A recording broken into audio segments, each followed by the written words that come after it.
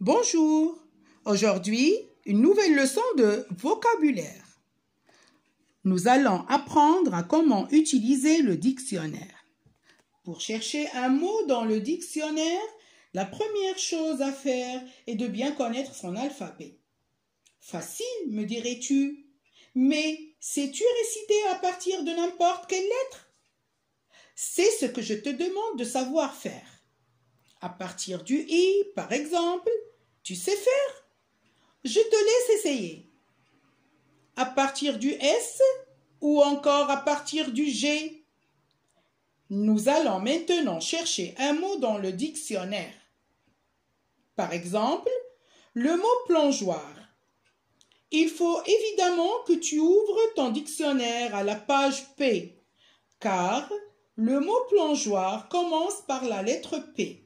Ensuite, il faut chercher la deuxième lettre, le L. Normalement, tu arrives à une page similaire à celle-ci, mais je ne vais pas regarder toutes les pages qui commencent par P, L. Ça serait beaucoup trop long. Il faut utiliser la technique des mots repères, qui se trouve en haut des pages. Ici, on a les mots pliables et pluviométrie. Si le mot plongeoir se trouve entre ces deux mots, ça signifie qu'il est sur ces pages. Sinon, il faut continuer à chercher avec le mot repère.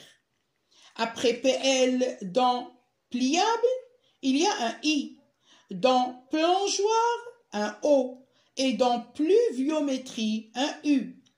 Le O de plongeoir se trouve bien entre le I et le U dans l'alphabet. Donc, le mot plongeoir se trouve bien entre les mots pliable et pluviométrie.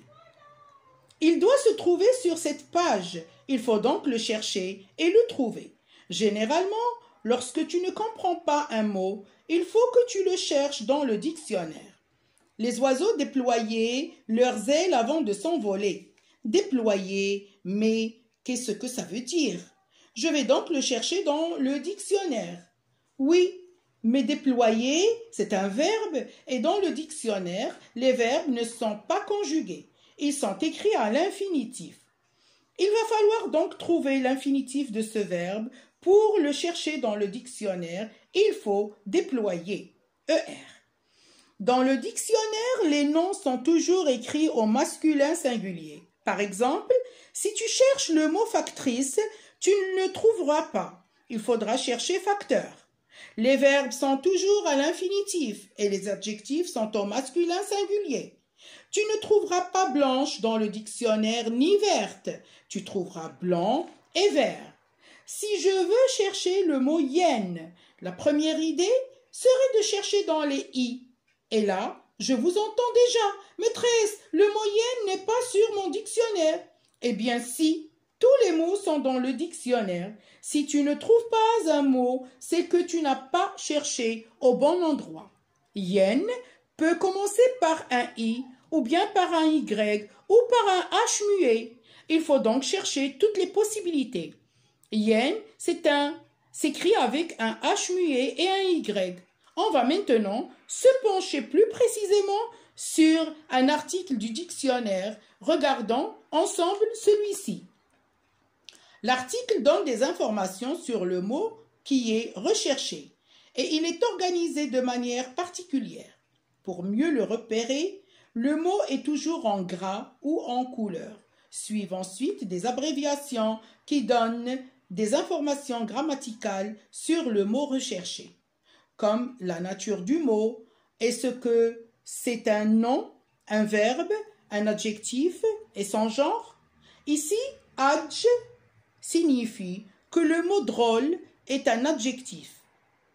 Une ou plusieurs définitions permettent de comprendre le ou le sens du mot. Dans notre article, nous avons 3 sens pour le mot drôle. Parfois, des renseignements supplémentaires indiquent les synonymes. Les contraires, les mots de la même famille ou le niveau de langage. Un exemple accompagne chaque définition. Le plus souvent, cet exemple est écrit en italique. Dans les articles du dictionnaire, tu peux aussi trouver des choses entre crochets. c'est la phonétique. C'est un ensemble de symboles.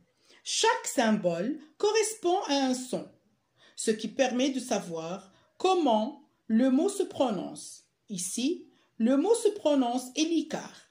Tu dois reconnaître tous ces éléments dans les articles de dictionnaire et à quoi ils servent. Merci et à bientôt.